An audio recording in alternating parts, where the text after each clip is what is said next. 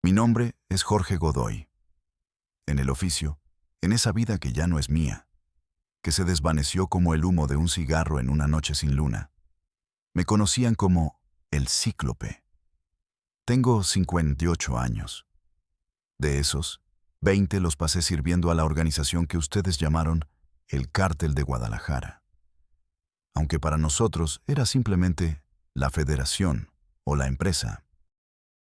Los otros casi 18 años, una eternidad contada en amaneceres grises y noches infinitas, los he pasado aquí, en esta caja de concreto y acero en medio del desierto de Colorado, en la prisión de máxima seguridad ADX Florence, el Supermax, el Alcatraz de las Rocosas, un lugar diseñado no para castigar el cuerpo, sino para aniquilar el alma.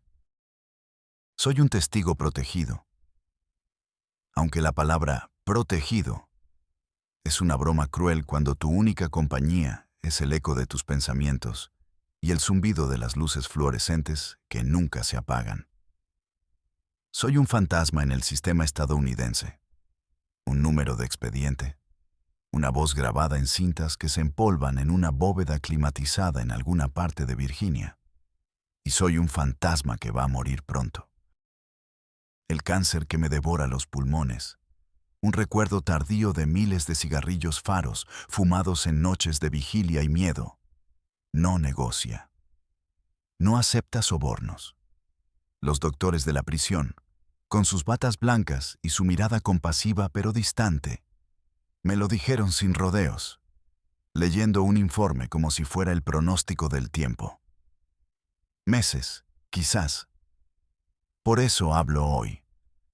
Porque el silencio, mi compañero durante casi 2 décadas, ya no me compra más tiempo. El silencio no puede detenerme la hemorragia interna que siento cada vez que toso. Y antes de que mi voz se apague para siempre, antes de que me convierta en una nota a pie de página en un archivo desclasificado dentro de 50 años, el mundo tiene que saber la verdad. No una parte de la verdad, no la versión editada que les contaron los fiscales para cerrar sus casos con un moño. La verdad completa, sucia, contradictoria y sangrienta. Todo lo que creen saber sobre la muerte del agente de la DEA, Enrique Kiki Camarena. Ese evento sísmico que partió en dos la historia del narcotráfico en México, que derribó a un imperio y parió a los monstruos fragmentados que hoy desangran mi país. Es una mentira. Una mentira monumental, perfectamente construida, con sus villanos de caricatura, sus mártires convenientes y sus héroes impolutos. Yo estuve allí. Yo estuve en esa casa de la calle Lope de Vega 881, en Guadalajara. Yo sentí el olor a sudor rancio, a whisky caro, a vómito y a terror. Yo vi los ojos de Kiki Camarena, y les juro por el recuerdo sagrado de mi madre que en ellos nunca hubo rendición. Solo un fuego que ni la peor de las torturas pudo apagar. Yo escuché sus gritos, y los sigo escuchando cada vez que la tos me despierta en la madrugada. Aquí, en el lugar más silencioso de la tierra. Y estoy aquí para decirles, con la última pizca de alma que me queda, que Rafael Caro Quintero, el narco de narcos, el hombre que ha cargado con esa cruz por más de 3 décadas, no ordenó matar a Kiki Camarena. Fue un chivo expiatorio. Un peón arrogante, ruidoso e increíblemente útil, sacrificado para proteger a los verdaderos reyes de ese tablero sangriento. Reyes que no usaban botas vaqueras de avestruz ni cadenas de oro con la Santa Muerte. Reyes que usaban trajes de lino italiano y corbatas de seda, que se sentaban en oficinas con aire acondicionado en la Ciudad de México y en Langley, Virginia, con el escudo nacional o un águila calva en la pared. Ustedes se preguntarán, con toda razón, ¿cómo un tipo como yo, un ranchero sin estudios de Badiraguato, Sinaloa, la cuna de los valientes y los malditos, termina en el centro de la historia, en el cuarto de tortura de un hombre que le declaró la guerra al gobierno más poderoso del planeta. Se imaginan una vida de violencia desde la cuna. Una sed innata de poder, una maldad sin matices. La realidad, como siempre, es mucho más simple, mucho más humana y, por eso mismo, mucho más triste.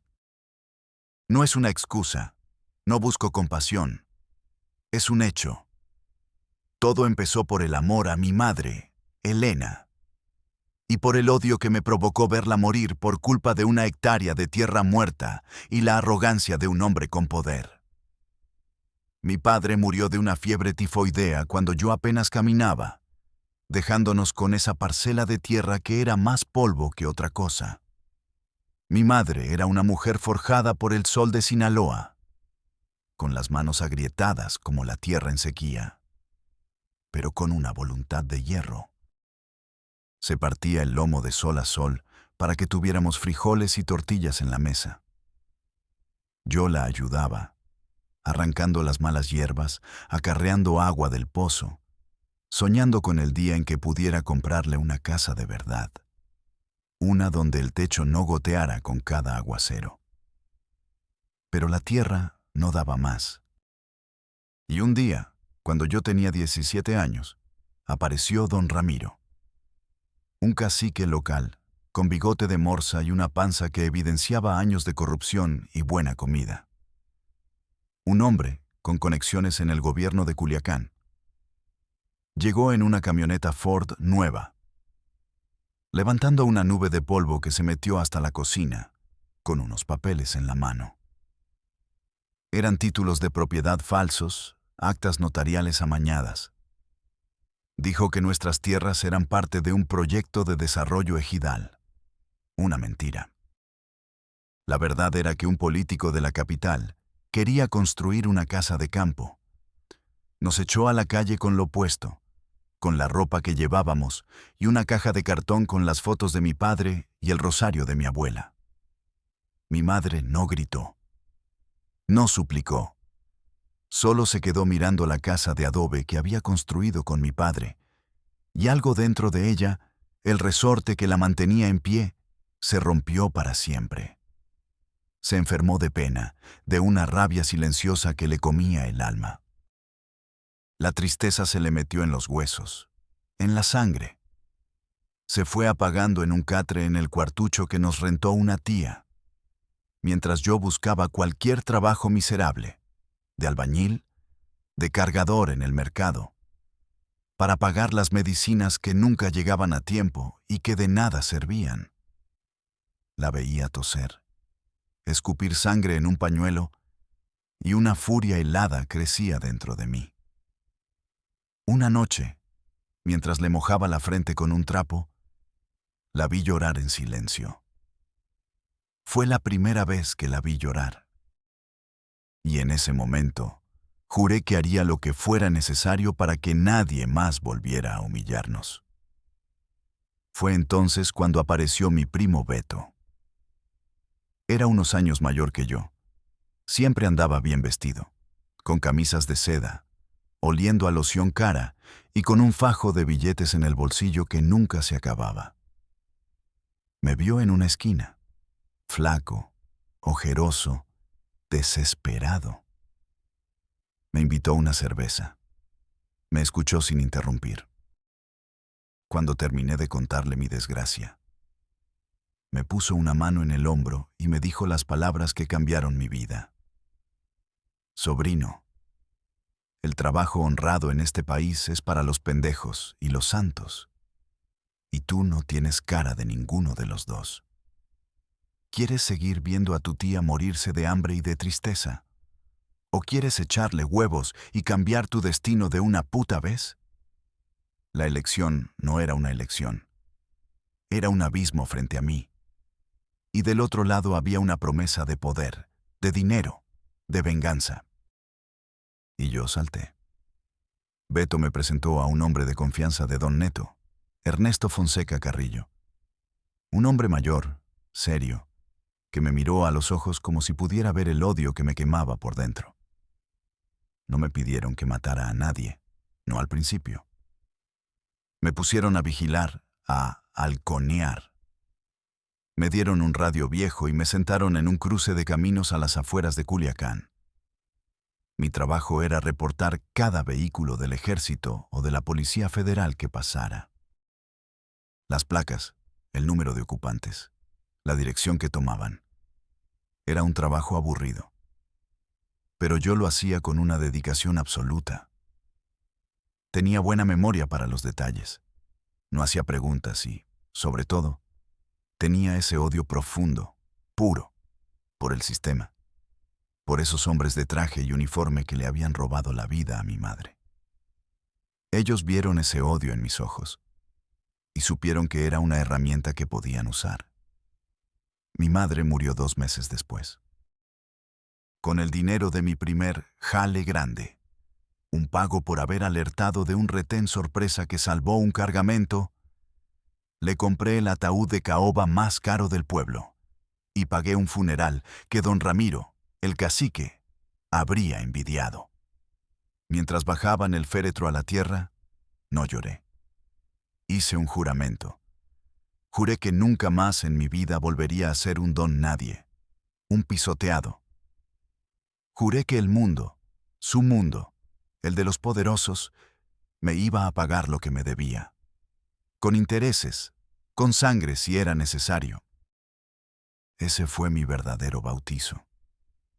No en una iglesia, sino en un panteón de pueblo, con el sabor de la tierra y la venganza en la boca, una comunión impía que selló mi alma para siempre. Mi primer encargo serio, el que me separó de los simples pistoleros y halcones, el que me puso en el mapa de los jefes, fue en Ojinaga, en la frontera con Texas. Un cargamento de cocaína pura, casi 1 tonelada, que venía en avioneta desde Colombia y tenía que cruzar el río Bravo en lanchas, había sido robado. Las comillas son importantes. En el negocio, nada se pierde por accidente. Todo cambia de manos con una intención. El jefe de la plaza de Ojinaga, un ex policía judicial corrupto al que llamaban Comandante Salcido, un hombre brutal y estúpido a partes iguales, juraba por todos los santos que había sido un operativo sorpresa de los federales, apoyados por la DEA, pero los números no cuadraban.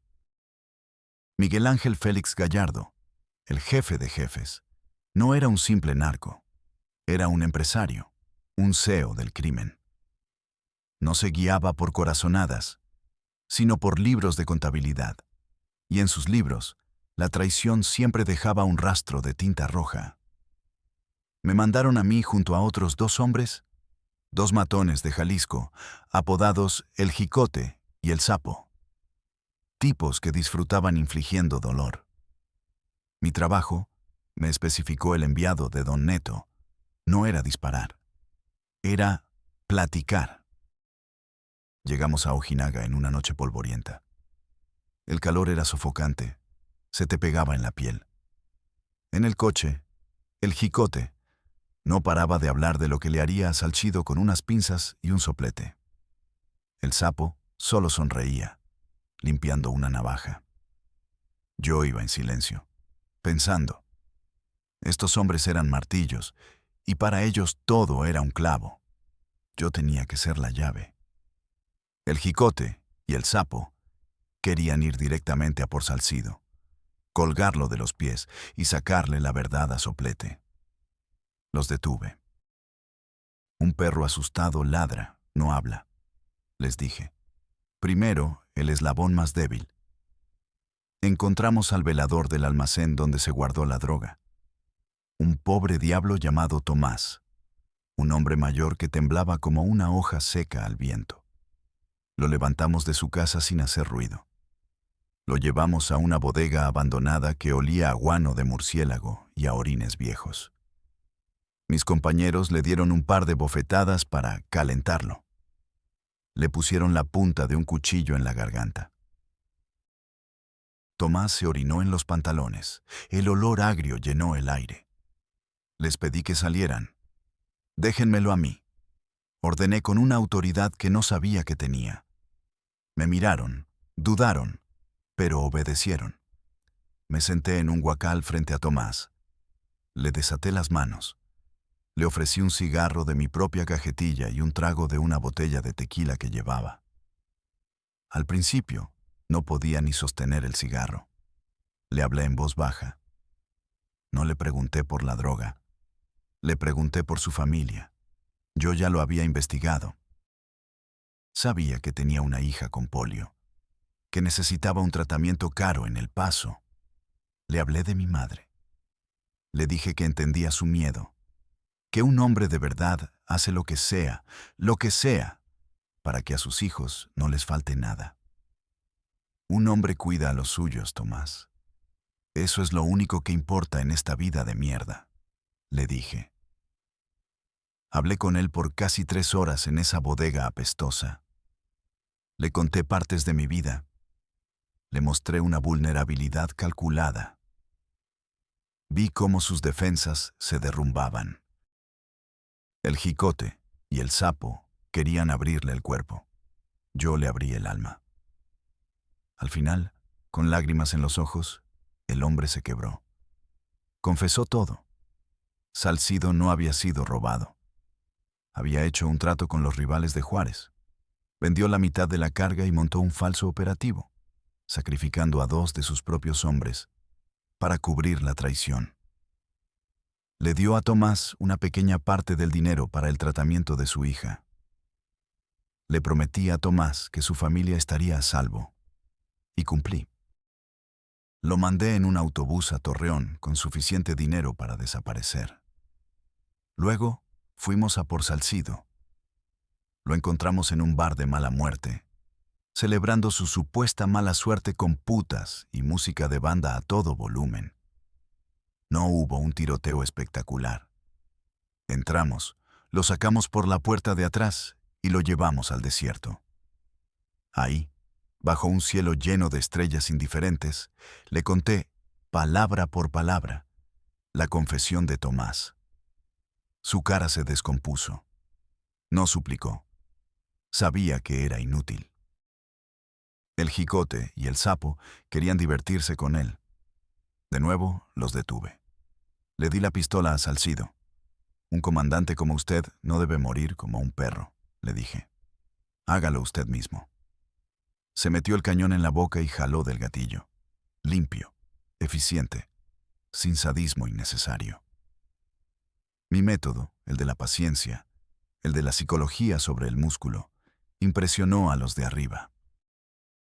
Comprendieron que un hombre que puede abrir una cabeza con una palabra es más valioso y más temible que 10, que solo saben abrirla con una bala.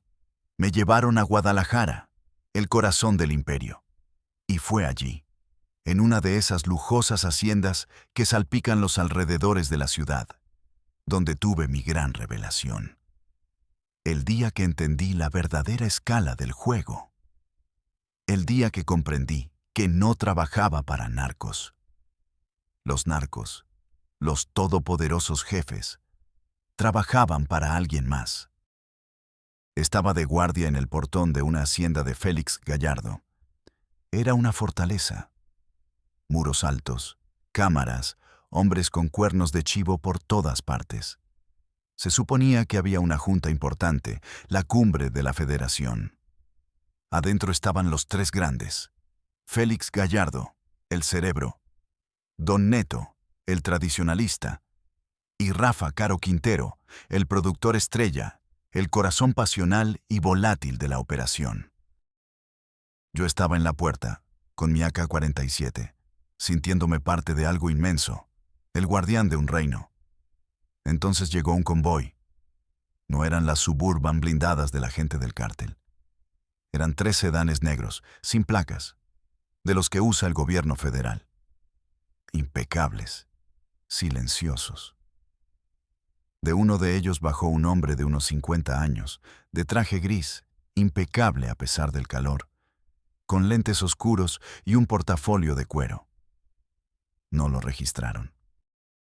El jefe de seguridad, un hombre que le reportaba directamente a Félix, simplemente agachó la cabeza. El hombre del traje pasó a mi lado y ni siquiera me miró, como si yo fuera una maceta, parte del mobiliario. Lo vi entrar a la casa. Desde mi puesto, a través de una ventana abierta, vi cómo mis jefes, los hombres que hacían temblar a gobernadores y generales, se levantaron para recibirlo. No con abrazos y palmadas en la espalda, como hacían entre ellos. Se levantaron con un respeto que rayaba en el servilismo. El hombre del traje no les sonrió. No aceptó la copa de coñac que le ofrecieron. Abrió su portafolio sobre la mesa de caoba y empezó a hablar. Yo solo escuchaba fragmentos, palabras sueltas que llegaban con la brisa. El director exige discreción.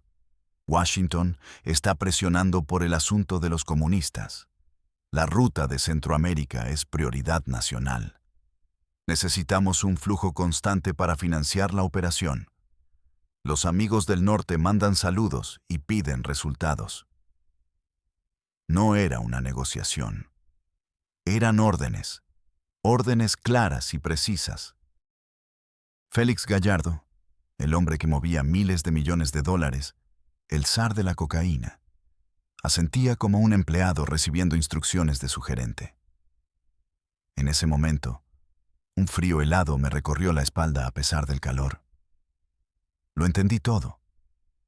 Nosotros, los narcos, los pistoleros, los jefes, éramos la cara visible, los monstruos que salían en las noticias, el pretexto para la guerra contra las drogas. Pero los verdaderos dueños del circo, los que movían los hilos desde las sombras, eran ellos. La Dirección Federal de Seguridad, la DFS. La policía política del presidente, el brazo oscuro del Estado. El cártel no era un enemigo del Estado. Era una de sus empresas más rentables, un brazo no oficial del gobierno, una herramienta para financiar operaciones encubiertas que el Congreso jamás aprobaría, para enriquecer a la élite política hasta niveles obscenos. Éramos sus perros de presa.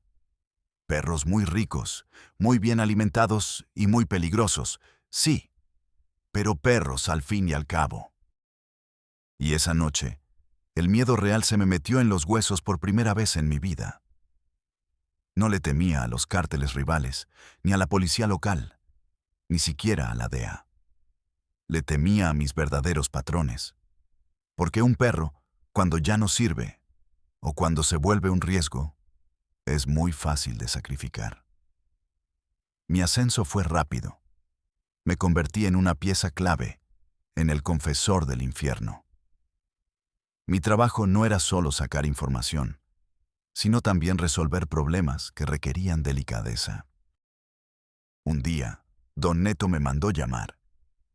Había un periodista en la Ciudad de México, un tal Ricardo Alemán, que estaba publicando una serie de artículos muy bien documentados sobre la protección que la DFS le daba a nuestros laboratorios de metanfetamina en Jalisco. No era un don nadie. Escribía para un periódico importante y tenía fama de incorruptible. «Este cabrón nos está calentando la plaza», me dijo Don Neto. «Los de gobernación están nerviosos. No quieren que lo matemos. Sería demasiado obvio. Quieren que lo calles, que lo desacredites, y quiero que averigües quién carajo es su fuente». Fue una misión para mí. Me fui a la Ciudad de México con 2 hombres de apoyo y un presupuesto generoso. Durante 2 semanas vivimos la vida de Ricardo Alemán. Lo seguimos, le intervenimos el teléfono. Pusimos un micrófono en su coche. Era un hombre metódico, aburrido. De su casa al periódico, del periódico a su casa. Su única debilidad parecía ser una joven reportera de su mismo periódico. Una mujer brillante pero ambiciosa. Me acerqué a ella. Fingí ser un empresario del norte interesado en invertir en medios. La invité a cenar a los mejores restaurantes, le regalé joyas, la seduje.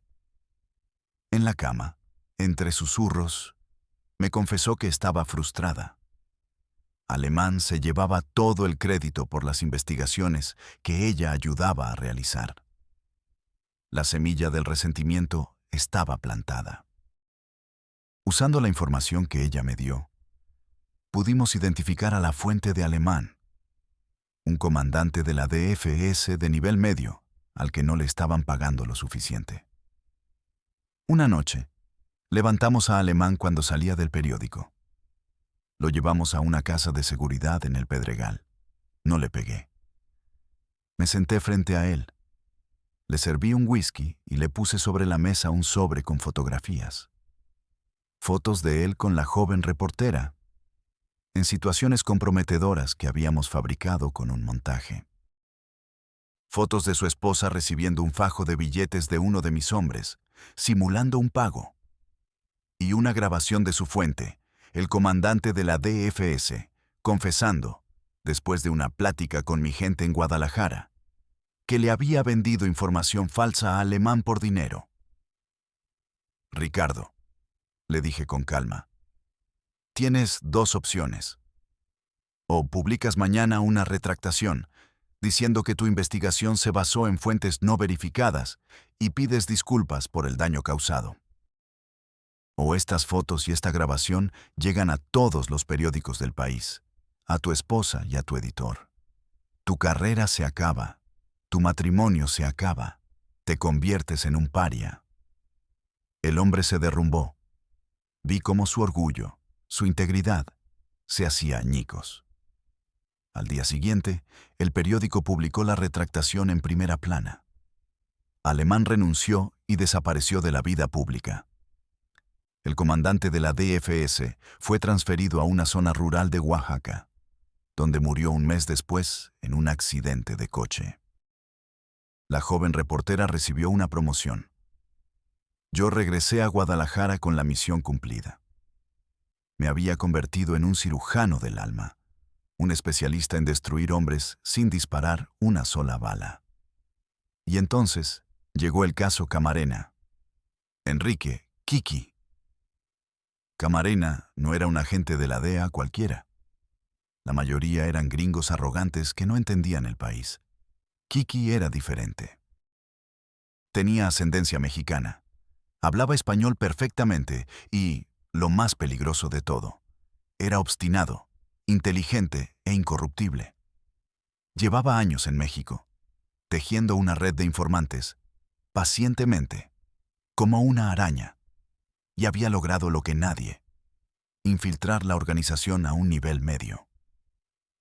Sus informantes le dieron la ubicación exacta del rancho El Búfalo, en Chihuahua.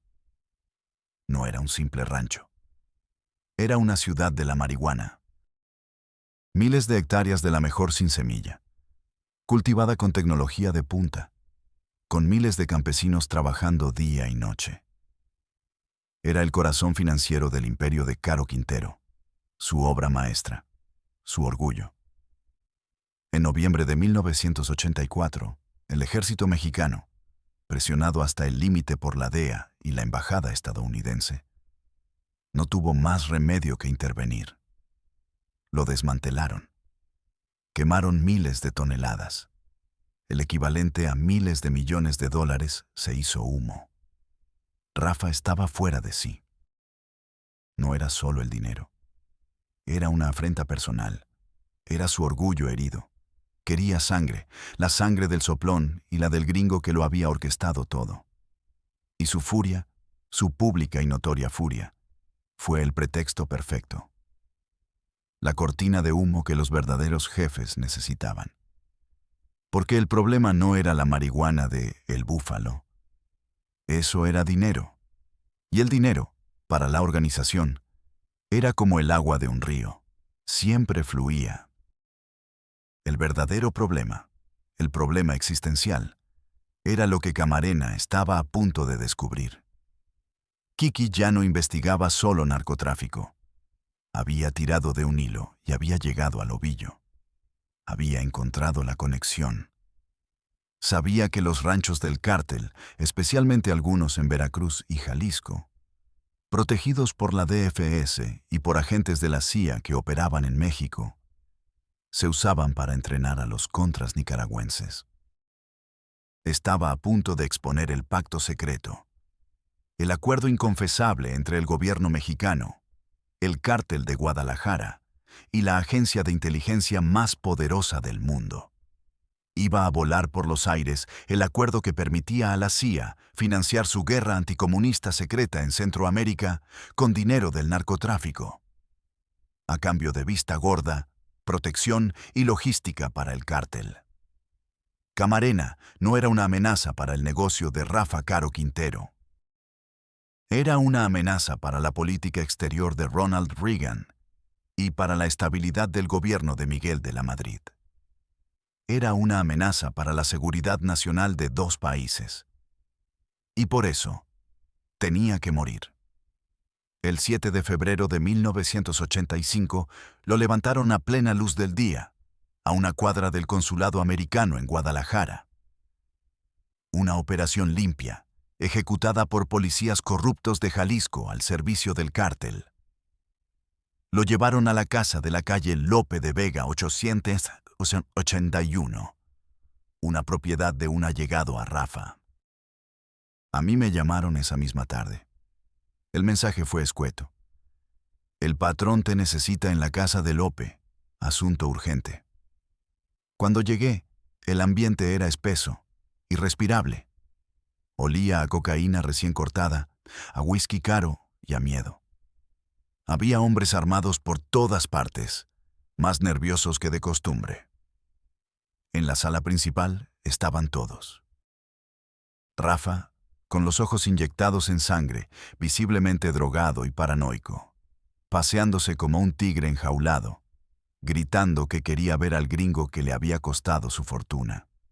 Don Neto, más calculador, más sereno, intentaba calmarlo, diciéndole que había que hacer las cosas con cabeza.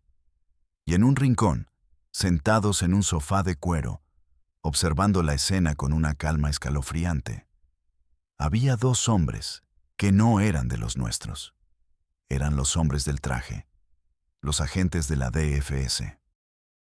Uno era el comandante Sergio Espino Verdín, un conocido enlace. El otro era el hombre al que yo había visto en la hacienda, el que solo conocíamos como el licenciado, el enlace directo con la Secretaría de Gobernación en la Ciudad de México. No estaban participando en el caos, estaban supervisando. Bajé al sótano. El olor a humedad y a sangre fresca me golpeó en la cara. Kiki Camarena estaba atado a una silla. Estaba golpeado, tenía el pómulo hinchado y un hilo de sangre le corría de la boca, pero estaba consciente. Y sus ojos ardían de un desafío y un odio puros. Nunca, en todos mis años, vi a un hombre con tanto coraje frente a la muerte. Rafa bajó las escaleras, tambaleándose. Le gritó, lo insultó, lo escupió. Le pegó un par de veces con la mano abierta. Le preguntaba una y otra vez, ¿quién fue el soplón, pinche gringo? ¿Cómo supiste de mi rancho? Preguntas de narco. Estúpidas. Irrelevantes. Camarena solo lo miraba con desprecio.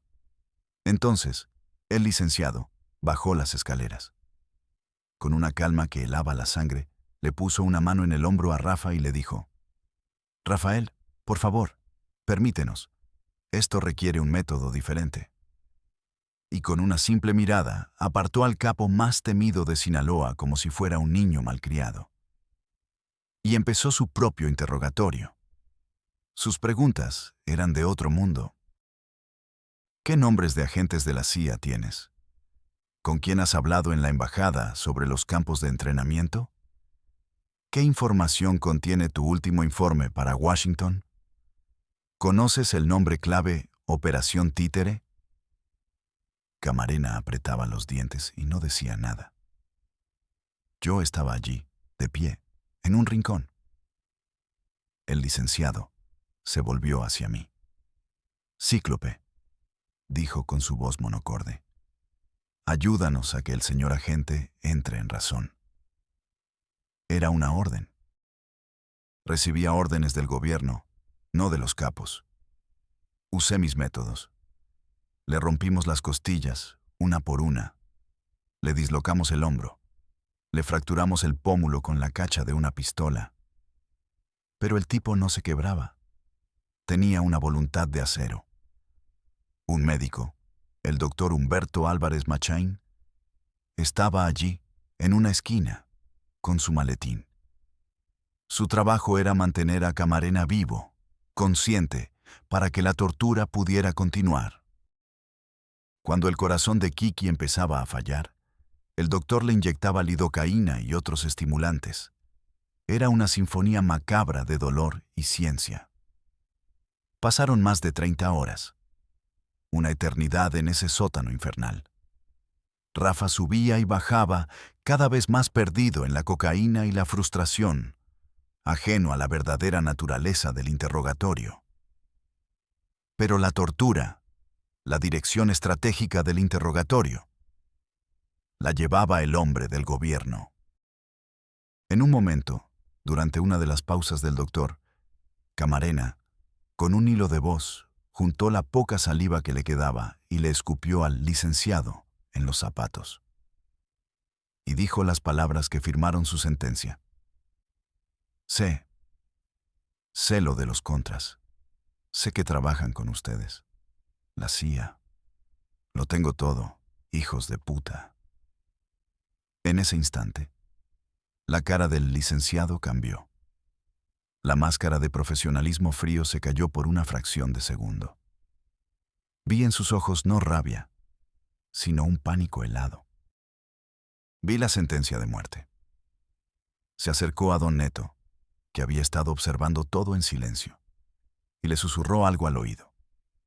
Luego se enderezó, se ajustó la corbata y simplemente asintió con la cabeza hacia uno de los sicarios de Jalisco, un hombre bestial apodado El Chino. Rafa Caro Quintero ni siquiera estaba en la habitación en ese momento. Estaba arriba, en la sala, con la música a todo volumen, en una fiesta improvisada, celebrando su estúpida victoria sobre el gringo. El Chino se acercó a Camarena por la espalda con un taladro eléctrico de construcción. No voy a describir lo que pasó después. El sonido de ese taladro perforando el cráneo es un sonido que nunca, nunca se ha ido de mi cabeza. Lo mataron. No por la marihuana. No por vengar el orgullo de un capo. Lo mataron por lo que sabía. Mataron al mensajero para proteger el pacto secreto entre dos gobiernos y el crimen organizado. La orden final no vino de un narco drogado y furioso. Vino de un funcionario frío y calculador del gobierno mexicano, protegiendo intereses que iban mucho, mucho más allá de Guadalajara. Después de la muerte de Camarena, se desató el infierno. Un infierno que ni el más pesimista de nosotros podría haber imaginado. El gobierno de Estados Unidos no solo se enojó, se volvió loco. La furia de Washington fue bíblica. La DEA lanzó la Operación Leyenda, la cacería humana más grande de su historia. Cerraron la frontera, o casi. Cada coche que cruzaba era desmantelado. El comercio se detuvo. La economía del norte de México se colapsó. Era un mensaje claro para el presidente de la Madrid. Entréguenos a los asesinos o los asfixiaremos. La presión era insoportable. El sistema necesitaba cabezas. Y el guión, el que se escribiría para la historia, ya estaba redactado en alguna oficina de la Ciudad de México. El culpable perfecto era Rafael Caro Quintero. El narco joven, ranchero, ostentoso, famoso por sus fiestas y sus mujeres. Y, crucialmente, el que había perdido el dinero en El Búfalo. Tenía el motivo perfecto. Un motivo que todo el mundo podía entender. Venganza. La narrativa era simple, potente y, lo más importante, desviaba la atención del verdadero problema. Lo convirtieron en el enemigo público número 1, en la encarnación del mal. Nosotros, los que estuvimos en esa casa, los pocos que sabíamos la verdad. Recibimos una orden clara, directa e inapelable desde arriba, desde la DFS. La historia oficial es que Rafa se volvió loco por lo de su rancho y dio la orden. Todos repiten la misma puta historia. El que abra la boca, el que se ponga creativo, amanece flotando en el río Lerma con la lengua de corbata. El sistema se estaba protegiendo. Estaban sacrificando a una de sus propias piezas. Una muy valiosa, sí, pero prescindible, para salvar el tablero de ajedrez completo. Vi cómo el pánico se apoderaba de la organización. La federación, esa alianza de capos que parecía invencible, empezó a resquebrajarse. Félix Gallardo, el estratega, el hombre que siempre estaba 3 movimientos por delante, sabía que el viejo cártel estaba acabado. Intentó mantener la calma, negociar con el gobierno, ofrecer otras cabezas. Pero la presión era demasiada. Empezó la cacería interna y externa. Don Neto, el viejo capo, cayó. Rafa huyó a Costa Rica con su novia, pero lo vendieron. La DFS, sus antiguos protectores, dieron el pitazo. Cayó también. Y yo, Jorge Godoy, el cíclope, empecé a sentir una soga invisible pero muy real apretándose alrededor de mi cuello. Yo sabía demasiado, no solo sobre Camarena.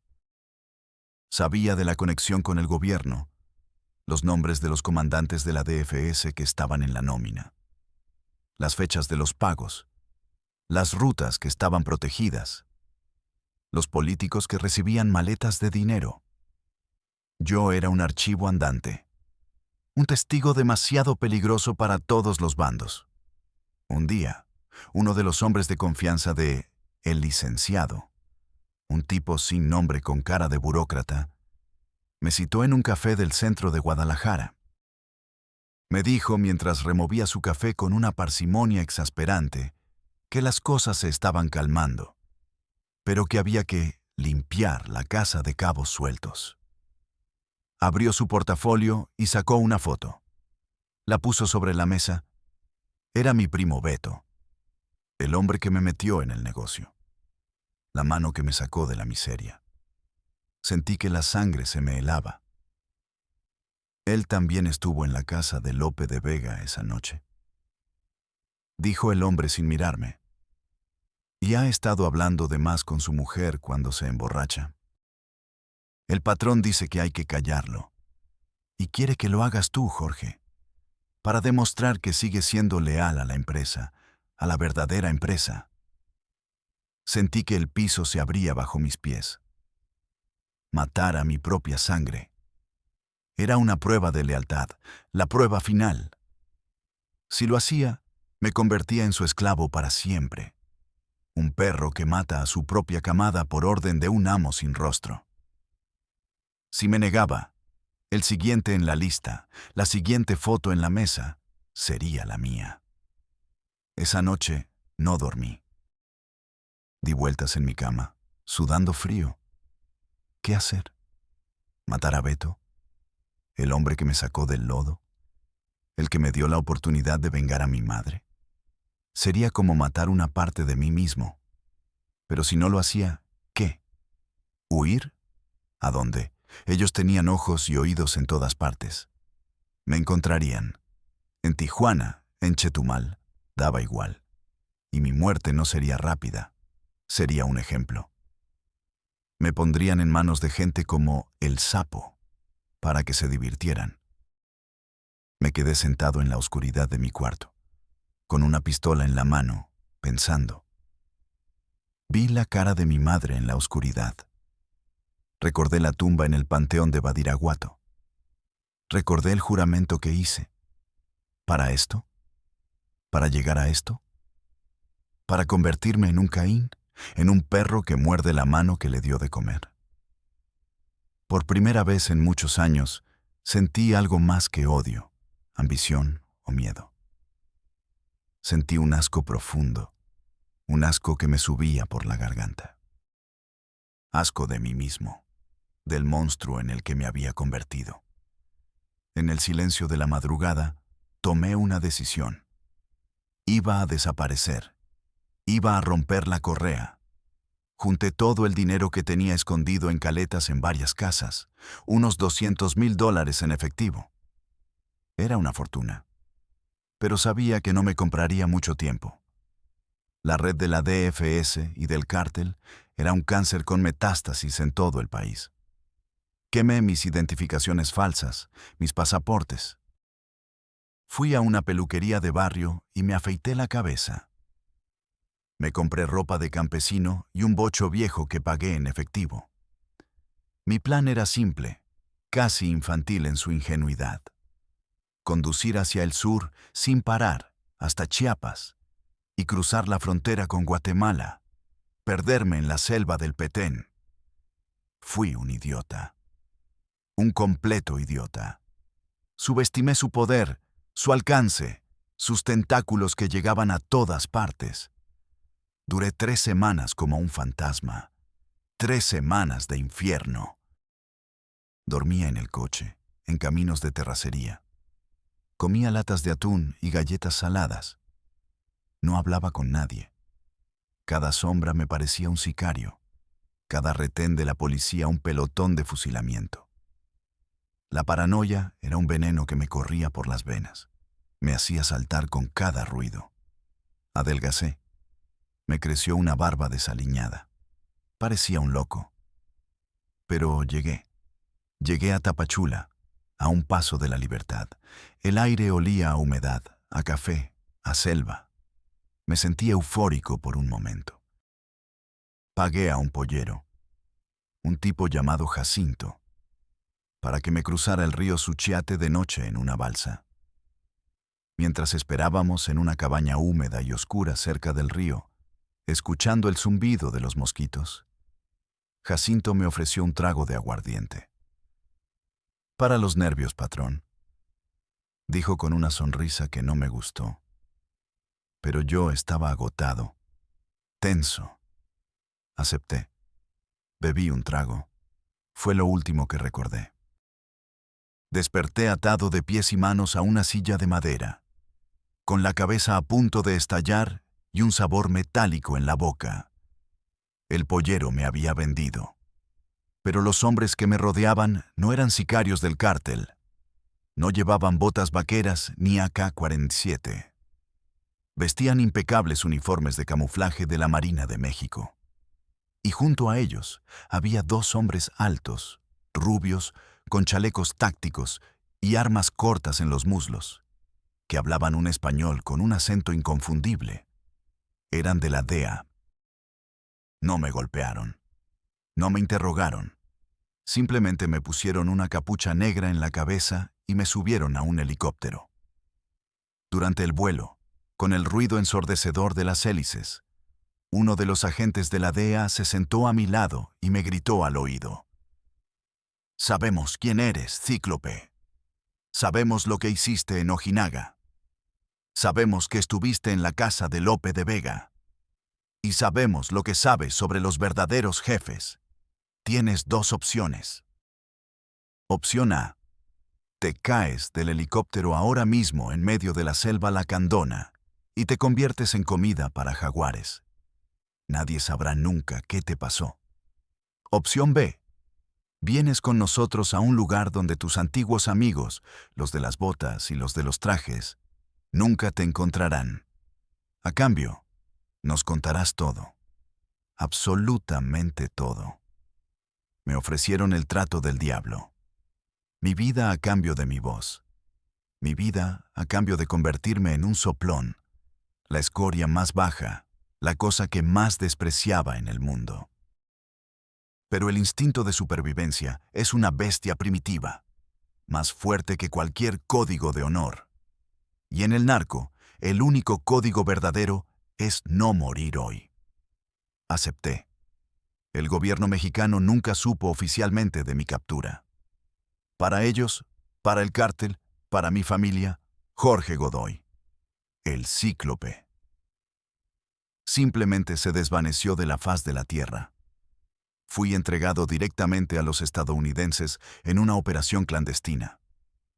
Mi extradición fue un trámite secreto. Me convirtieron en John Doe, me dieron un número y me encerraron aquí, en el lugar más seguro y solitario del planeta, para que contara la historia que ellos querían escuchar. Pero sobre todo, para que la versión completa, la que implicaba a la CIA y a los altos mandos del gobierno mexicano, nunca saliera de estas 4 paredes. Y aquí estoy, casi 2 décadas después, en una celda de 2 por 3 metros. Veo el sol 1 hora al día a través de una pequeña rendija en el techo de un patio enjaulado. No he tocado a otro ser humano en años. Las bandejas de comida me las pasan por una ranura en la puerta de acero. Mi familia, si es que queda alguien, cree que estoy muerto. Para el mundo, Jorge Godoy no existe. He cumplido mi parte del trato. Testifiqué en juicios secretos, a puerta cerrada. Di nombres, fechas, rutas. Les ayudé a armar el rompecabezas de la Federación, a condenar a los capos que ya habían caído. Pero solo les di las piezas que ellos querían, las que encajaban en su narrativa. La verdad completa, la que manchaba a todos, la que demostraba que el asesinato de Camarena fue un acto de Estado para encubrir una operación de la CIA. Esa verdad se quedó conmigo. ¿Por qué? Porque ellos no querían escucharla. Querían cabezas de narcos, ¿no un escándalo geopolítico? ¿Por qué la cuento ahora, a un grabador que un abogado de oficio ha metido a escondidas? Porque, como dije, me estoy muriendo. Y cuando un hombre se enfrenta a la nada, los secretos se vuelven una carga demasiado pesada. No busco perdón. El perdón no existe para gente como yo. Mis manos están manchadas con la sangre y el dolor de demasiada gente. No me hago la víctima. Elegí mi camino en aquel panteón de pueblo y lo recorrí hasta el final. Lo que busco es que se sepa la verdad. Que Rafael Caro Quintero, aunque es un asesino y un narcotraficante y merece estar encerrado, no fue el autor intelectual de la muerte que definió una era. Fue la cabeza de Turco, el payaso del rodeo. Que los verdaderos monstruos, los que orquestaron todo con sus mentes frías y sus manos limpias, siguieron en el poder. Se retiraron con pensiones millonarias y hoy sus hijos y nietos, educados en las mejores universidades del extranjero, gobiernan el país que sus padres ayudaron a pudrir. He decidido contar esto no por la justicia. La justicia es una puta cara que se acuesta con el que paga más. Lo hago por la verdad. La verdad, aunque no libere a nadie, al menos tiene el poder de iluminar la oscuridad. Para todos los jóvenes de mi tierra, en Sinaloa, en Michoacán, en Tamaulipas. Para todos los que ven las camionetas de lujo, las joyas, las mujeres. Los que escuchan los corridos que glorifican esta vida de mierda y piensan que ese es un camino de poder y respeto. Escuchen la voz de un fantasma desde el fondo del infierno. No hay honor, no hay lealtad, solo hay una cadena alimenticia y siempre, siempre estás más abajo de lo que crees. Eres una herramienta desechable, una bala en la pistola de alguien más poderoso y anónimo. Y cuando ya no sirvas, cuando te conviertas en un riesgo, te desecharán como a un casquillo vacío, sin pensarlo 2 veces. Mírenme a mí. Pasé de ser el hombre que hacía hablar a los mudos a un número en una tumba de concreto. Lo perdí todo. Mi nombre, mi familia, mi tierra, mi libertad, mi alma. Y a cambio, ¿qué gané? Nada. Absolutamente nada. Solo el eco de los gritos en un sótano de Guadalajara y el sabor amargo de la verdad en una boca que pronto se llenará de tierra. Si esta vida les parece atractiva, si el dinero fácil los llama en la noche, recuerden mis palabras desde esta celda.